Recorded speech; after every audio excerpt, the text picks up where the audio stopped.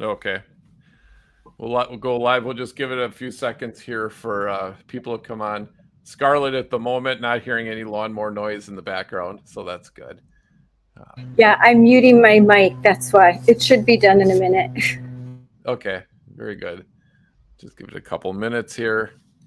I didn't have a chance to advertise that we were doing this, so it might take people a few minutes to find it. So Jessica cannot join us. She's got another meeting, another appointment this morning, so she was unable to join. But yeah, so we have some people coming on now. So we'll get started. So welcome, Wisconsin Right Now Uncensored. This is a special edition. We wanted to break some news with Will.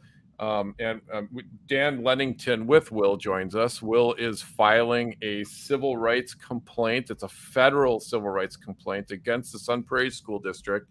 As you'll recall, earlier this year, an 18-year-old biological male had exposed himself to 4 freshman girls in a locker room shower. And now Will has taken some federal action against that. So Dan, thank you for joining us. Thanks for having me. Yeah, we yesterday at about 1 p.m. filed a federal complaint with the U.S. Department of Education, Office of Civil Rights, calling on them to start an investigation, to send investigators and collect evidence regarding the sexual harassment that occurred in March of this year, where the 18-year-old male exposed himself to 4 freshman girls. Our allegations are that the policy that Sun Prairie Area School District has is illegal. One, in that it allowed this sexual harassment to occur, and the administration did not investigate it, didn't offer supportive services, did not interview the girls, did not call the parents, did not do anything. The response to the sexual harassment was in itself illegal under Title IX, which protects students from sexual harassment and imposes a number of duties on school districts. But also that the policy itself is illegal because it allows biological males to be in locker rooms with girls. That's in and of itself sexual harassment also. And so we're asking the federal government to investigate this and to order the Sun Prairie School District to institute corrective measures here. It's really troubling because the policy that Sun Prairie Area School District had was originally that any transgender person could go in any locker room they wanted to do. And that's what really caused this at the first point was that they had this very permissive policy. But now Sun Prairie says, well, their policy has changed. And while we still allow transgender students to go into whatever locker room they want to go into, they just can't be in a state of undress. And, you know, I haven't been in a high school locker room since 1994 when I was in baseball and basketball, and I seem to remember that the whole purpose of a locker room is to change. So if a locker room's purpose is to change, and they are now permitting transgender students to just apparently go in and observe is their policy, as long as they don't change, that's hunky-dory. That's ridiculous. It's calling for more of these incidents to happen. We're hearing about them happening other places in America too. And you know, fortunately school's out for the summer, but when the kids come back, you know, in the fall, they're going to be confronted with school districts probably all around the state that can't figure out what a boy is and what a girl is, and so they can't enforce boys and girls locker room policy because they don't want to offend any gender ideology or any transgenderism. And so they're just going to allow, you know, transgender kids to go whatever locker room they want to. And we think that's illegal. It's sexual harassment. It doesn't protect young girls as federal law requires school districts to protect them, and it needs to be stopped. So there's really a non-policy, or it's very confusing because they're not prohibiting, they're not, these shower rooms, these changing areas are not same sex. But then they simply say, well, you can't be in a state of undress. That's very confusing. The whole purpose of going into a shower room, the whole purpose of in between gym class is to be in a state of undress. You don't go there just to hang out. You go there to change, to put on different clothing, to go to your activity, to come back and then put on clothing that is appropriate for the rest of the day, especially in Wisconsin. It's the winter. So if you're going to go swimming, or you have a swim class, as was the case with these 4 girls, these 14-year-old girls, they were changing after a swim lesson. So how could you not be in a state of undress if you're going into the shower room? Yeah, that's exactly right. That's why it's confusing. That's why it's just going to cause more problems. They have Sunpray has emphatically said that their policy does not prohibit transgender students from going into a locker room that is different than their sex assigned at birth. But as you said, you can't be undressed is the only rule. That it doesn't make sense. And the only reason it would make sense is if you, as a school district, were so devoted to the transgender ideology that you could not bring yourself to say boys should be in boys' locker rooms and girls should be in girls' locker rooms. You can't even utter that phrase because that phrase is just transphobic. That's the only logic that would drive a decision like that. And, I've told parents this before.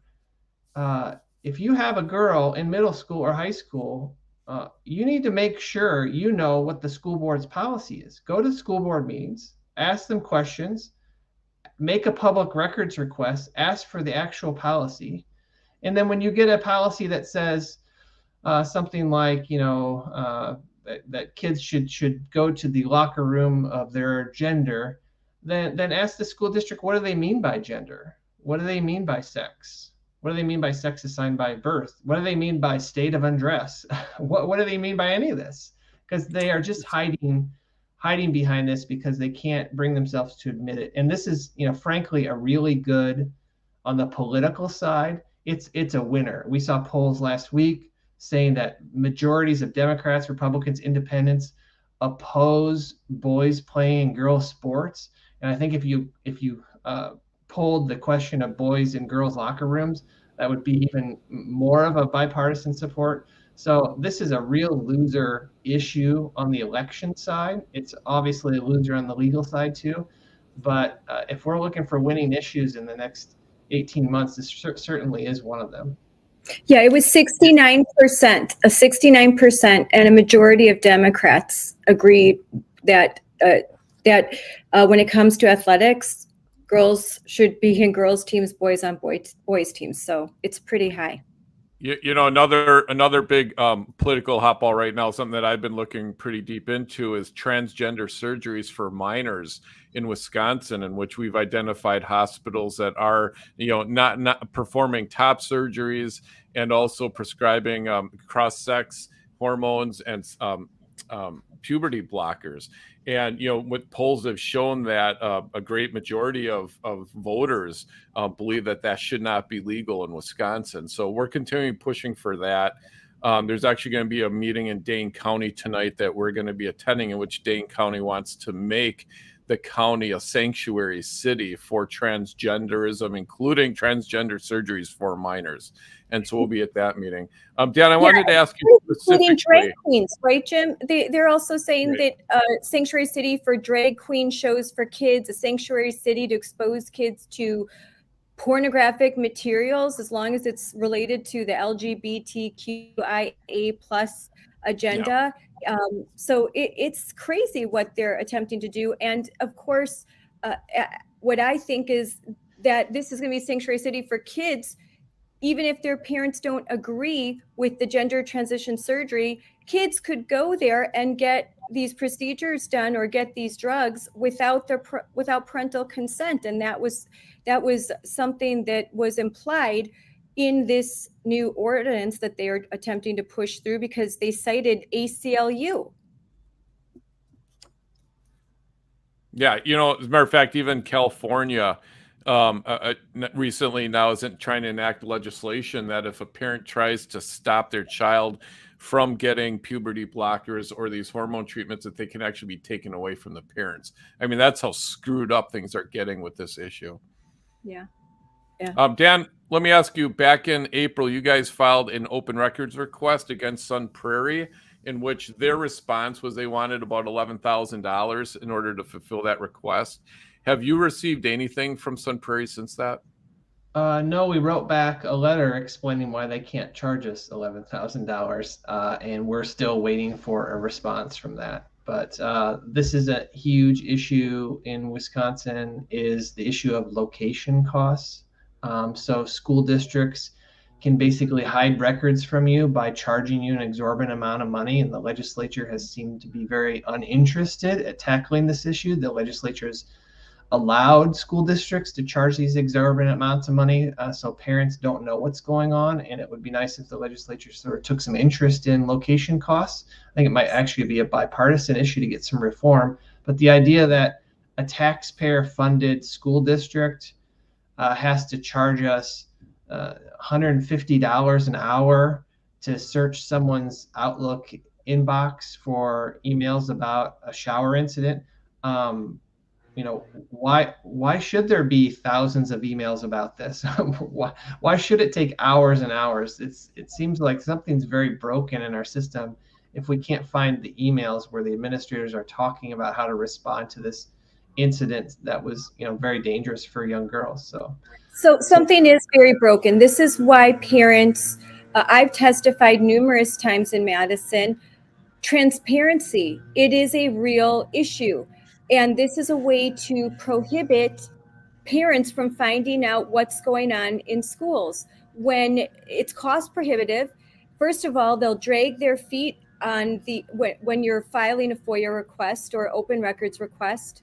They'll drag their feet. They also will get very nitpicky about the language when you're filing these requests. And then ultimately, they'll charge you these huge fees that are unaffordable for most parents. $11,000 is simply something that parents cannot afford to pay just to find out, hey, how did this happen? How did a 18-year-old male, how is he able to come into the locker room with one of my four 14-year-old daughters and expose himself to them? I just want to know how this happened. And then I want to know why you as a district, why Sun Prairie, why didn't you do anything about it?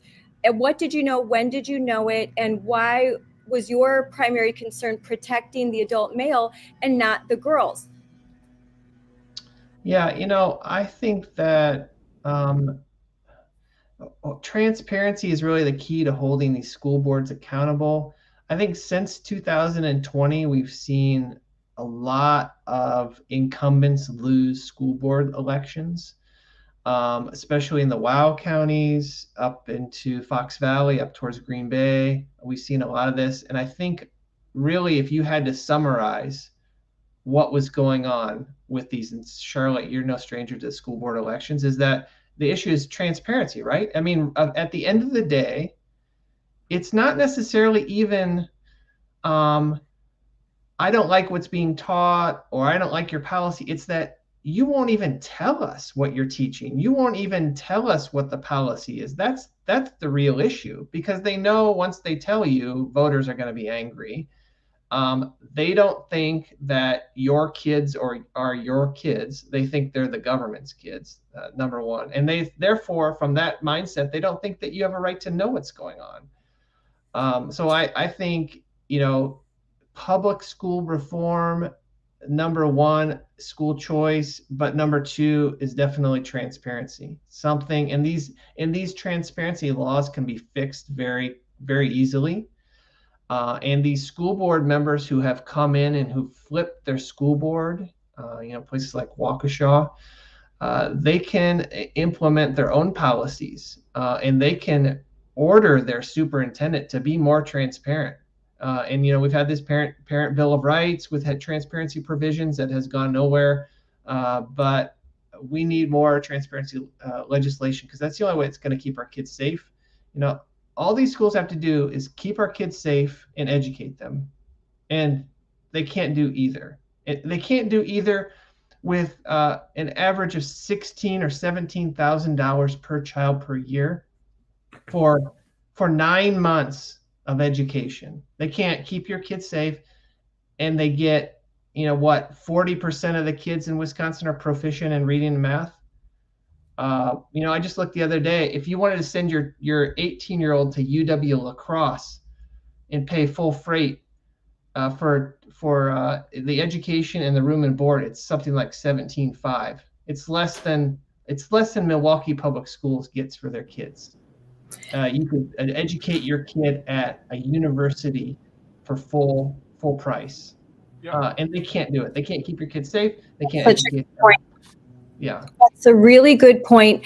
And especially when all that you ever hear is we need more money, and yet what are the results?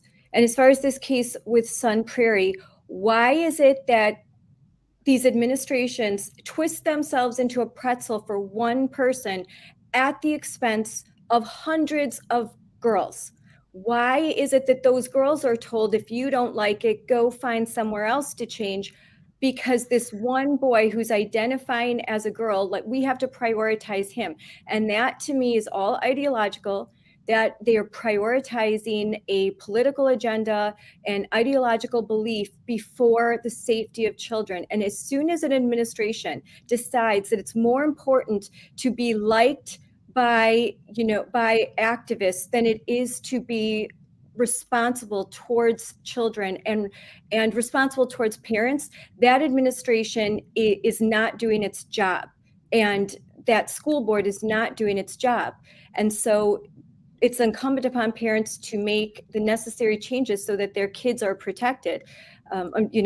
Sun Prairie is a pretty left-leaning district, but even those parents were very upset by what happened, and hopefully they're upset enough that they're willing to go all the way and make changes. And like you said, let's hope that our legislature, which is controlled by Republicans, even though we have a Democratic governor, that they could fine-tune and make some changes in transparency laws. It would be extremely helpful to parents. How many requests do you get, Dan, at Will? Every day, parents that can't get access, or they don't know how, or they're trying and they're thwarted, and all they want is more information so they can better figure out what's going on in their district. What exactly are their kids learning? They would like to know more. What's going on as far as the teachers? What kind of training? Why is it that schools are acting in such a way that seems contrary to logic?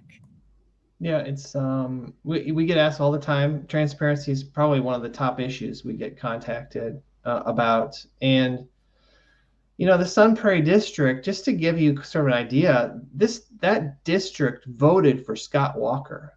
I mean, just to set off some alarm bells. That's Wow. that is how quickly that district has flipped. And the majority of those voters in the district are demanding transgenderism. They're demanding critical race theory. That's what they want. That's what the majority of those voters in that district want. But they used to be Scott Walker voters, which really tells you something about how some of these areas around Dane County have flipped so radically. These schools in Sun Prairie, they fly they fly the pride flag all year round on their flagpole right under the American flag. At least as of today, it's under the American flag. We'll see what happens, right. Next year. But they have murals painted in their buildings that say Black Lives Matter. They have an annual field trip to colleges that is only for Black students. They have an annual awards banquet in the spring, which is only for Black students. They have a reading program called Dear Diary that is only for Black girls. That is funded, by the way, by American Family Insurance. Thank you very much. They have had segregated community meetings where they segregate you based on, they put Hispanics in one room, whites in another, and African Americans in another. This district these school board members are being reelected resoundingly for these policies. And so it should send off some alarm bells that a district could change so quickly in 13 years, 12 years, and think about, what's going on in Wauwatosa, what's going on in Mequon, Scarlett, what's going on in these areas that are they're on the border of there's conservatives there, but the liberals seem to be taking over. I mean, this is a real wake-up call. I don't know what to say. I hope that our culture has not decided to basically commit suicide, but it seems like we're heading in that direction, and we'll know which way the country's going in a year and a half here. But it's definitely disconcerting that what this awakening that is going on is impacting real kids every day in school. Well, Jim has been doing a series of compelling articles that I'm very proud of him for. I mean, he's really ringing the bell, alerting the Wisconsinites what is happening in our state regarding these gender affirming drugs and surgeries. And maybe he could talk more about that. But also, Jim, didn't you just put out, you just had an article about Sun Prairie and what they're doing to a parent who simply, again, transparency. Maybe you could talk about that a little bit more. Right. Yeah, we talked about that. We found out that, if you'll recall, earlier this year, a parent started just to have a conversation, email conversation with the principal at a Sun Prairie elementary school. And that principal ended up asking, hiring the Sun Prairie School District hired an attorney to write the parent a cease and desist letter, saying, this guy was so spineless, he couldn't talk to the parent directly. He had to have an attorney write a letter saying you're not to contact the principal anymore to discuss these issues. And then I did an open records request. School district screwed around with me a little bit on getting me a response, but finally I was able to find out that cease and desist bill to write that letter, it cost the school district almost $2,800 just to do that. Yeah. They'd rather spend $2,800 going after a parent, and yet these are the same, and at the same breath they'll give Wisconsin Institute of Law and Liberty a bill of $11,000. Yeah. Just so they could look up some records. It's so hypocritical. So, Dan, we only have a couple minutes left here. I just wanted to clarify, though, that the school district has not yet provided you with its policy, or at least clarified what boys and girls are supposed to do or how they can use the locker rooms. I mean, is that true? Right. So they have an actual locker room policy that the board passed a long time ago that doesn't address any of this issue. Okay. Then they have a guidance document that sort of magically appeared a few months ago after this incident that seems to say transgender kids can go in whatever locker room they want to go in. And then they said on their website that it's our custom. It's something like it's our custom or our preference that children not be in a state of undress in front of each other or they're from the opposite sex. That's not even a policy. So it's like, if we've asked for the policy, they either don't have a policy or they're just not being truthful with us. So yeah, they haven't actually, I mean, they need to sit down and actually make a policy, because whatever they have now is not a policy. A policy is something that is actually approved by the school board. That's what a policy is. Things that are not approved by the school board are not policies. Any school board member will tell you that. And so they need to just adopt a policy. They don't have one. They just have this sort of like, this is how we do it sort of custom or whatever they want to call it. But federal law requires them to protect kids from sex discrimination, and they're not doing that. And because of this, the GOP is demanding an investigation into Sun Prairie. Is that not correct? They want to know how it is that a male entered into a girl's locker room. And so there was a letter which you just posted today to Secretary Miguel Cardona, and from Virginia Fox, a Republican from North Carolina, and Mary Miller, a Republican from Illinois. So what's happening with that? Yeah, so that's the House Education and Workforce Committee, and those are that's the woman, and actually Glenn Grossman's on that committee. Great.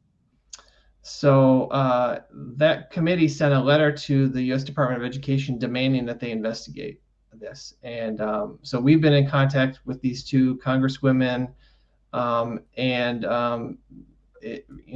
our complaint, in addition to their letter, should get the attention of Secretary Cardona, specifically because these secretaries, they have to testify in front of Congress a lot, and they don't want to be just completely ignoring the committee that they're testifying in front of. And so hopefully these letters will get him, Secretary Cardona, to do something. He himself said, I don't believe it's right for a biological male to be naked in front of biological women in high school locker rooms. So that's a start that Yeah.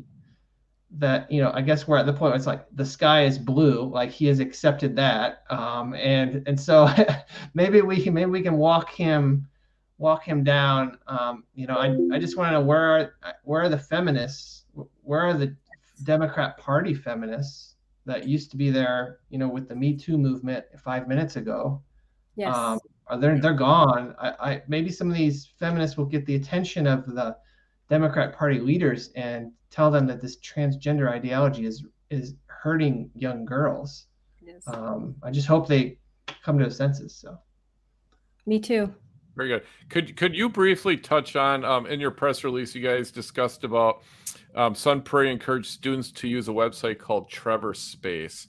I'm not very familiar with that, Scarlett. I think you are, but Dan, could you discuss a little bit about what Trevor Space is? Yeah, so Trevor Space is affiliated with the Trevor Project. The Trevor Project is a resource which is basically a suicide prevention hotline for LGBTQ youth. Good, that's a good thing. Okay, so they do a good thing, but they have set up this separate app. The separate app is an app that allows minor children to communicate with adults about sexual topics and human sexuality. And you can go on and you can read these posts and see very clearly kids that are under 18 are marked as under 18, and people who are over 18 are marked as over 18, and they're chatting with each other. There are forums on there that are sort of, some of them are like, where do you live? Like there's a forum called Where Do You Live? And so you can find, the adult can find the child that they want, based on their location. And there's all sorts of discussions about where kids live and talking to adults about sexual topics. I think that phrase grooming is overused, but talking to minor children about sexual issues online seems to be like a core part of that definition would be that. So that seems very dangerous. And why we brought it up is because Sun Prairie, Madison, and we found it 6 other school districts, they tell their students on the website and at school to go to this website, to go use this website where you can chat with adults about your sexuality and your sexual preferences and your orientation. And it seems dangerous, obviously. Again, the sky is blue. I don't know if the progressive friends would agree with that. Apparently, Sun Prairie just shrugged their shoulders, and Madison shrugged their shoulders and just thought, well, kids gonna be kids, I guess, or whatever. But they're like promoting this on their website. So that article is from the Wisconsin Daily Star. Matt Kittle wrote that article. There's so much stuff that's out there. Like Scarlett, you put out stuff all the time, and sometimes 100,000 people will see it, and sometimes you put out something that you think is just as outrageous, and 500 people see it. It's just, there are some things, there's just so much outrage and ridiculous information and stories out there about transgenderism, that some of these things that actually could lead to child trafficking, child abuse, are not even getting noticed by the press, because there's so much other stuff in the ether, which is really, really scary. Well, and the Trevor Project is heavily funded. I was checking out with my daughter at Mayfair a couple of weeks ago at just one of the teenage fashion stores. And as I'm checking out, would you like to round up for the Trevor Project? It is so well funded. Again, it's part like the Human Rights Campaign. We've just seen what's happened with Target boycotts and, Anheuser-Busch. These are all connected. These EIC scores and GLSEN, they're all connected. And so it's hard for lay people to keep track. And that's what we all try to do, is make people aware of how all of this is so connected. Even the Sun Prairie policy, I can guarantee you that they reference GLSEN, and GLSEN has a model transgender policy in which, boys can go into a girl's locker room because they can't tell what a boy is or a girl is. It's whatever you feel like that day. You can be whatever that you want to be, and nothing can stop you from entering, even if you are going to cause harm and psychological damage to biological girls. It doesn't matter. All that matters is the ideology and the identity that you feel like that day, and it's wrong. And another thing I'd like to say about the Trevor space is, it seems, in my opinion, like a pedophile's paradise, but a big issue with it, they're trained counselors. The requirements are so lax. You just simply have to be over 18 years of age. You don't have to have a college degree. You don't have to have a background in counseling. They provide you 30 or 40 hours of online training, and voila, you're an expert. So who knows who this 13-year-old is talking to, this so-called expert that they're telling them everything about themselves and asking for advice. These aren't trained therapists. These aren't doctors. These are just activists that are acting as counselors. It's very unsafe for other reasons, because providing kids advice that you don't know, they're not qualified to make any determinations. Scarlett, when you say heavily funded by who? By corporations, by Fortune 500 companies. That's so that's what I was like.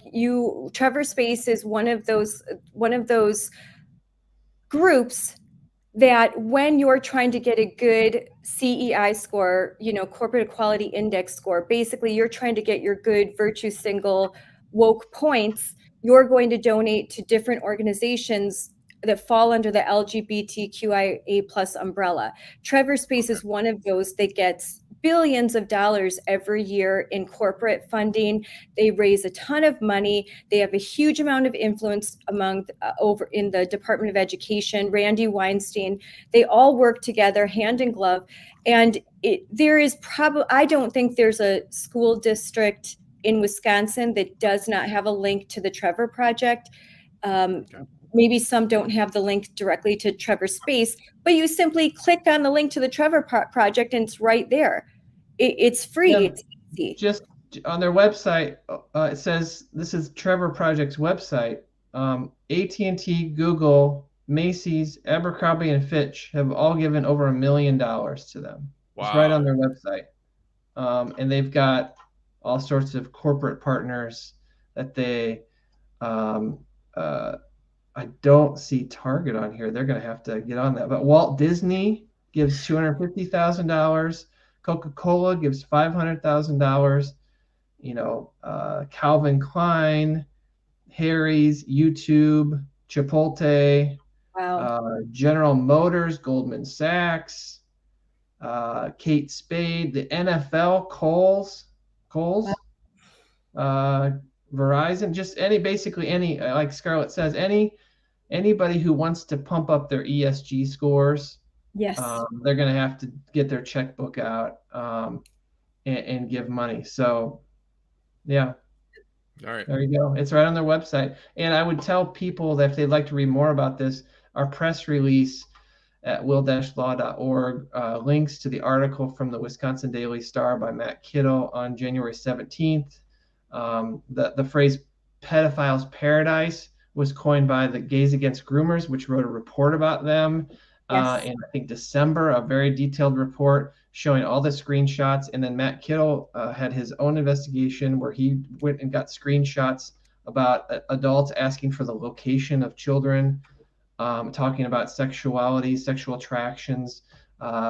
Scarlett's favorite topic, furries. He likes that's one of your go-tos, right, Scarlett? They talk about furries on there. So yeah, we make jokes about it, but it's really no laughing matter. So it's sad. Yeah. Yeah, no, Moms for Liberty has done a lot to try to expose what's happening with all of this. And I appreciate all the work that Matt Kittle does and all the work that you do and all the work that Jim is doing. And as a matter of fact, Jim will be in Madison tonight reporting on what's happening in Dane County. It's a big deal. Dane County would be the first city that would be the first to declare that their county is a sanctuary for gender surgery. This would be a first in the whole country. It's a very big deal what they're trying to do. They're trying to circumvent. If for some reason, if by some miracle we were able to pass legislation that would prohibit minors from obtaining puberty blockers and cross-sex hormones and gender surgeries, which are debilitating. They will cause lifetime harm. They will limit or end sexual function, they'll lead to sterilization. These are terrible things. But if we were actually able to ban that for youth, for minors under the age of 18, basically Dane County is saying to California, hold my beer. We're gonna double down, and we're going to be a sanctuary city for absolute debauchery. And it's horrific. One thing I discovered that, a few years ago, all the European countries, Sweden, Norway, England, they were kind of the leaders in this, and they're the ones that started the transgender surgeries and puberty blockers, and they're now all reverse direction on that. And they all come to the conclusion that this is actually screwing up our kids even worse, and it's a bad idea, and now they're banning it in those countries. But yet here in the United States, it seems like we're moving forward and continuing it. So we're really backwards and archaic on this issue.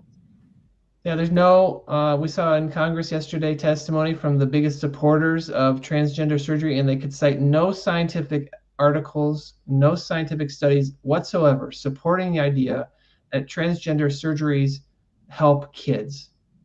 Or transgender treatments help kids. I think it was Abigail Schreier's book. I read the statistic that said if a girl takes testosterone for 18 months, that she will be permanently sterile. It might be less than 18 months. But Planned Parenthood is the number one prescriber of testosterone in the United States. These girls are getting testosterone. They're becoming sterile for their whole life and making these decisions by themselves before they can have a driver's license, before they can vote, before they can drink a beer, before they can get a tattoo, and somehow, without any science, the party of science is demanding that we just agree and do this without any backup. It almost is reminds me of how lobotomies used to be the standard of care. So it's just painful. Yeah, there were studies. Go ahead, Jim. There were studies that there's a study out that 88% of children, or people, I should say, that had gender dysphoria. Gender dysphoria is if you can't figure out if you're really a boy or a girl.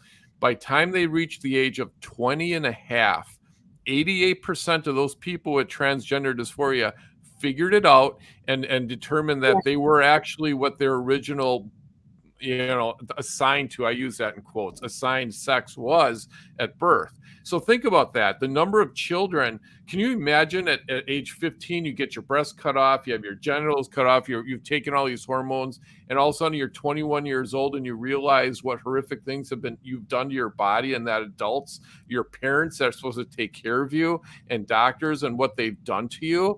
And you're going to tell me that's not going to lead to horrible depression or suicide? It's horrific what we're doing to our children. It really is.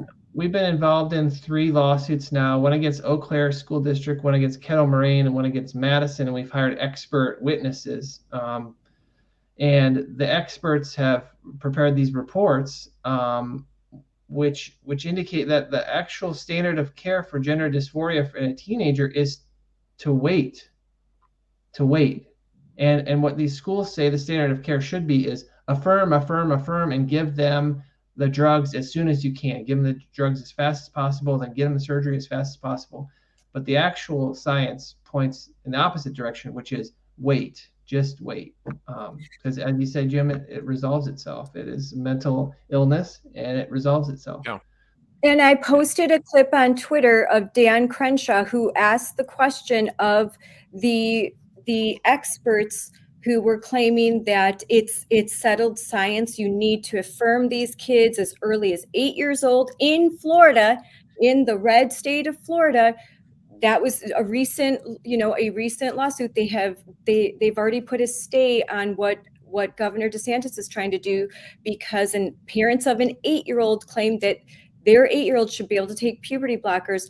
So, but when questioning these experts, can you cite one study, or one quantitative analysis looking at the data that shows benefits of these drugs, of these blockers?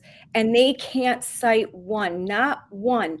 All they say is these are our standards of care. These are standards of care. These are words. These are just words. They throw around words and they have no evidence to support them. All the evidence actually runs in contrast to what they're trying to do here in America.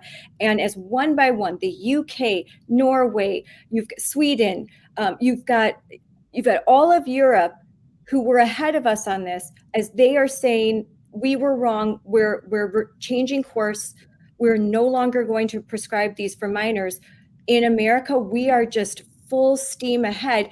And the Dutch protocols that they cite so much, in America, we are not even following those standards of the Dutch protocols, which were far more rigorous and required a lot more the kids to seek a lot more therapy, to be older.